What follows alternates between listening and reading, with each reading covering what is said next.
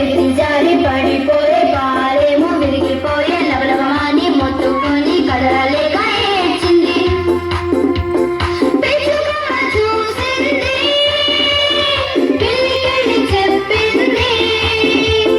పిల్లి మామ పరిగెత్తి కమ్మమ్మకు చెప్పింది. అందరూ పరిగెత్తుకొచ్చి గుండెలను లేవదీసి తన ఇంటికి చేర్చిరి. వైద్యుని పిలిపించిరి. డాక్టరు ఏదైనా వచ్చి, సిస్టరు చిలకమ్మ వచ్చి గాయాలను కడిగేసి పసురు మందు వేసిరి.